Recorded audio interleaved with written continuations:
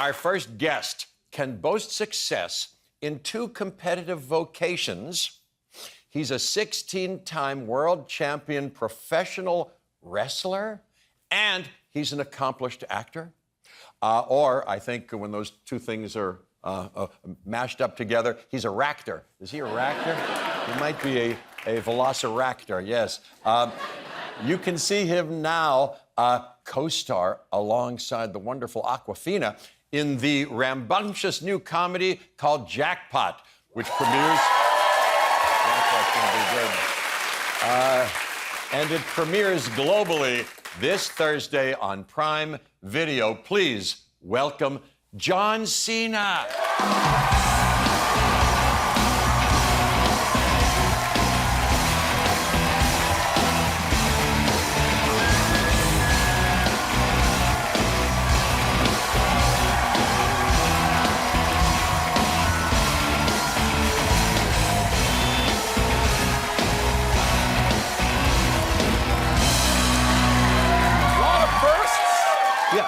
An evening of firsts, although your second night, you said substitute host. Yes. Shame on you. You are a special guest host. So second there, but first time we meet. Yes, very first time. We've never met. We've never met, and so I'm also the first professional wrestler you've ever had. Yeah. I think that's true. Who else could I have met? No, I've never met. In your travels, I find that hard to believe, but I'm glad to be your introduction into the world of sports entertainment. This is fantastic, right? Welcoming him into the band. Jeff, welcome. Well, I must say I've never been in proximity with you before, but you immediately inspired trust. It's the jacket. Well, it was a choice. I fell on that immediately. Nobody warned me. Look at that autumnal affair. Speaking of the fall season, I love you in those colors, and nothing wrong with a peaked lapel. Look at you, and you have a vest on too. It's a 3-piece. I'm trying. And I believe that's would you call that a cobalt blue? You know, you might call it a cobalt blue. I would call this the outfit that my wife chose for me to match her dress tonight. Oh. Smart choice. Hey, you are absolutely fantastic. I want to talk to you about many, many things. Let's talk, man. Let's get into it.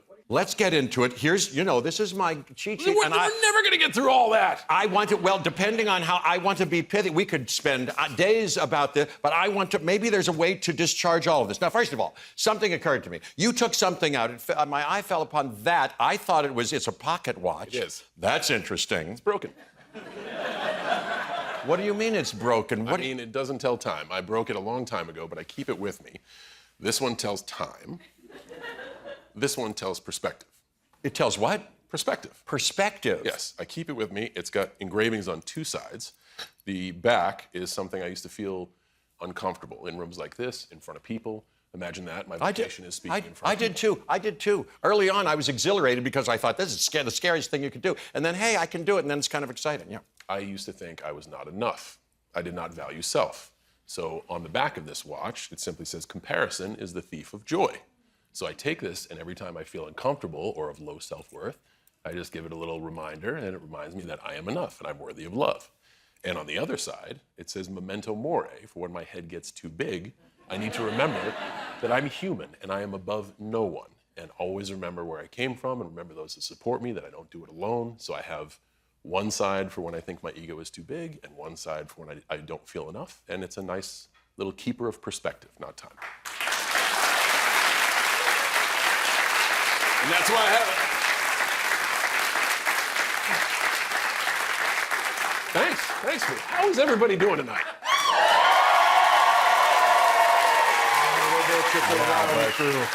Wait a minute. So rowdy. You can't just bypass there. I've fallen deeply in love with you.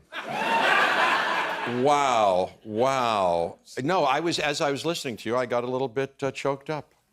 Well, you're fantastic. Wow. Man. Now I'm choked up. Now neither of us know what to say. Listen, let's get to this. I was going to say, so I didn't know that was, I'm glad I asked, that was a pocket watch with meaning that. I like the stories about everything. You know what I thought it was for a second? I used to... A missile launcher? A time machine, which it really kind of is. You've got a wonderful... A wormhole. I don't know. Could be anything. What an imagination. A weather machine? What an imagination. No, I thought because it was none of those. Damn it. No, because we were talking about wrestling already. You know, I'm from Pittsburgh, and when I was a kid, do these names mean anything to you? Bruno Sammartino, Haystack Calhoun, Yes. Bobo Brazil, Yes. Killer Kowalski. Yeah, of course. I watched those guys on black and white TV, and you knew when Seems there like you was have a wrestling match with those files right there. You know when you knew a bad guy was there. I don't know if you know this guy, but this was early, the vocabulary early on, when one of them would would see the referee and wait till he was distracted and then go into his high-waisted little underwear there and take out a foreign object and go king, king, king, king, king into the other guy's eye.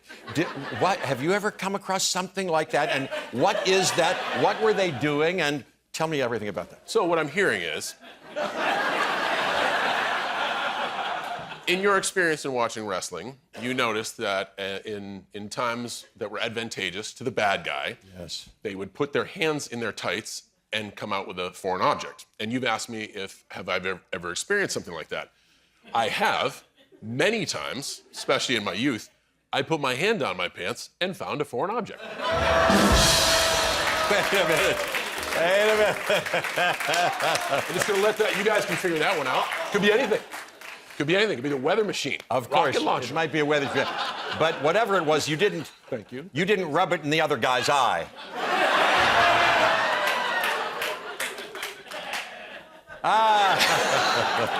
Okay. What you're really talking about is they bring out like a set of brass knuckles. Yes, those are things to tell stories. And I think what's great about WWE especially is you watched in the 70s. Yeah. I watched in the 80s. I have younger brothers who watched in the 90s. I rekindled my romance with wrestling in the 90s. And now I get to meet families that have seen it like when I started in the early 2000s, 2010 to 20. And everyone has a story. And everyone says, yo, do you remember these names? And when I watched, they did this.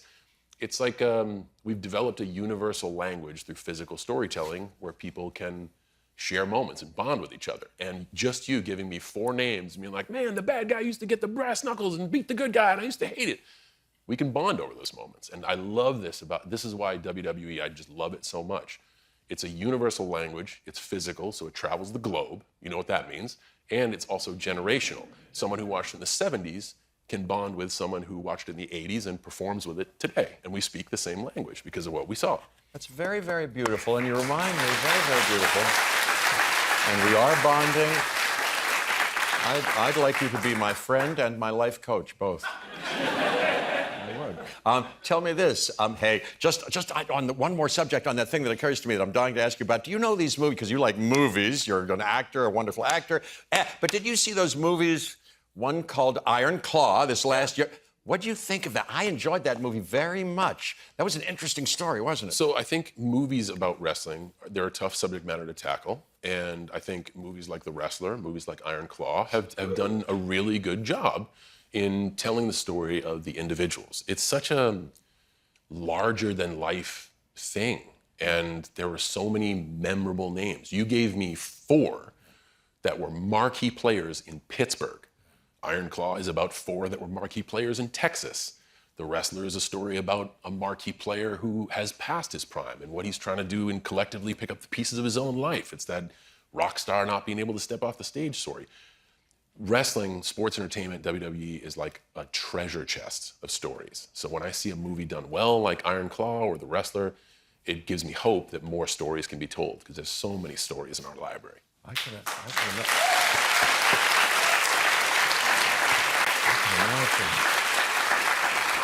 Hey, you just mentioned it, so I'll ask you what has come up in the last couple of days. You are going to step off the wrestling stage, you said. Finally, about time. My goodness. Yeah, well, you're younger than springtime, and healthy as a horse, but at the end of 2025, you said, tell me, is there anything could you tell us about that? I don't mean to pry. Yeah, so I'm in a fortunate position where normally in WWE, the retirement speech is usually a part of the story where they'll say, I'm gonna retire, and then they'll attack the person who comes out to console them. It's not a bit, it's not part of the act. Also, sometimes performers find themselves physically injured or can no longer physically capably perform. I have my health. I've treated myself well. I'm going to be 48 next year, but I also understand that it's a young man's game. The product is fantastic, and they do acrobatic stuff that I couldn't do in my wildest dreams. So after 22 years of participation, and my love for the WWE is very strong, I wanted to do a year. We're going to do about 40 dates, and it's a way for me to connect with audiences around the world one last time. So if you're a dad and you have a family, and like I used to be your guy, or you used to hate me, you can bring your family and be like, I used to scream at this guy and tell him how much he sucks. Let's do that. So basically, I'm 40 dates for you to tell me I suck. It's the last time you go.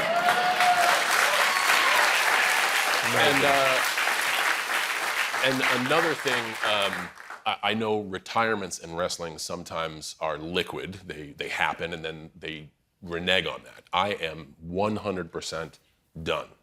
December 2025 is the last time I will perform in a ring. I will still be part of the WWE family as an ambassador, but the time has come to close the physical performing chapter of my life, and I'm at peace with it, which is why 2025 is going to be awesome. It's going to be fun. It's not going to be sad, but that's it. I am retired. It is not retire for 5 years and then come back for a one-off. I'm never performing again. The jorts, the sneakers, the ball cap, it's all done.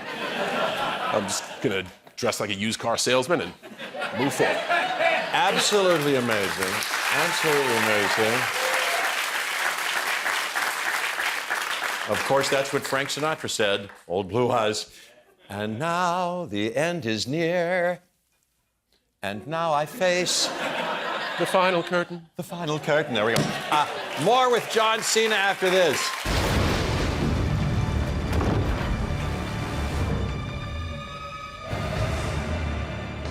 Now what?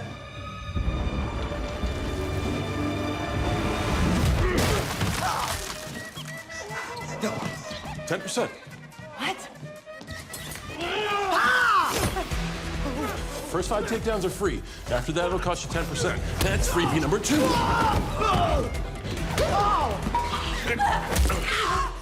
That's freebie number 3. You are really burning through them. You can only be so generous. With takedowns, you can only be so generous. At some point, they're going to cost you.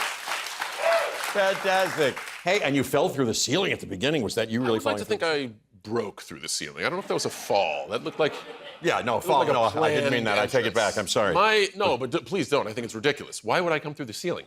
Why don't I just burst through the wall like the Kool-Aid guy? What if it was a strip mall? How did I get up on the roof? What if it's a skyscraper? How did I get to the floor above? How did I know it was the floor above? It was pretty heroic, but ultimately foolish. Was so good. Hey, which is awesome.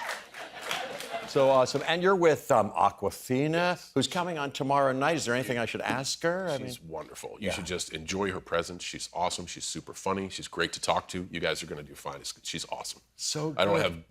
I hope that's not our last project. And whenever we're with each other, we developed a great friendship on set.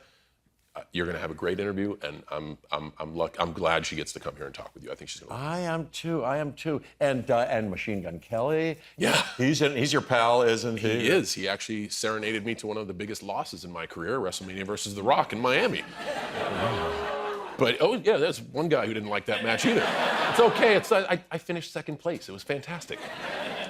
He serenaded me out to the ring, and we met each other then. And that was he was already a big star, but it was kind of the beginning of his rise to where he is. So to see him again on Jackpot and to see him play a character that is himself, and to see him be so vulnerable and so open to comedy, he steals the show. He's extremely good in this movie.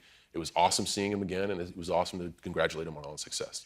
It was very good, very good. And hey, it occurred to me, I also read, people have said you are the last great star of wrestling. You're one of the greatest stars ever of wrestling. Through your athleticism, your work ethic, your microphone technique. You are like the Babe Ruth of wrestling. It's so unbelievable to meet you. Thank you. You're welcome. It's true, but I gotta be better. I gotta be better at taking that. Thank you very much. You're so welcome. I'm deeply honored. Hey, now are you here? Did you come here because you wanted to avoid Jimmy in some way? Because do you hold a grudge in any way, or do you resent? I know on the Oscars, the last time you were together, he possibly talked you into doing something, or are you mad about that, or? What happened? Jeff, it is so good to see you. But I'm going to stay here until they shut down. I'm peeing all over this man's desk. I get it. Well, this is to what I was referring. What do you think of this? Does this mean anything to you? So I would like to title this painting an index card saved my dignity, but it did not. Oh. Yes, that is a bit that Jimmy Kimmel came up with in the Oscars that involved costuming and streaking, and yeah, I don't know if you guys saw it, but it was a... Well, it's fantastic. But the only costume to which you refer, the only costume you're wearing are those Birkenstocks. It was one small step for man and one below average step for me. Whatever. Yeah, whatever. You're fantastic, and look at this here. If you, So this is the best, right? This is the best. So not only was it like, hey, you got to be out there naked in front of everybody, but then it's like, hey, this is a PG show, so we can't show any of your butt crack. So we're gonna put some giant pieces of medical tape on your butt. This, I think this was more embarrassing. I'd rather have those Christmas hams out there than all taped up like that. If I can keep this, I'll cherish it for the rest of my life. That is yours. That's yours. Thank you very much. Yeah. Yes. May I say something to you? Thank you so much. Thank you. No. Thank you so much. And man, it's awesome talking with you. Thank you for being here. Shame on you, Jimmy Kimmel. I'll see you next time. But we still had a great time. Great time. Jackpot is streaming globally on Prime Video this Thursday. We're going to be right back with Omar Sy.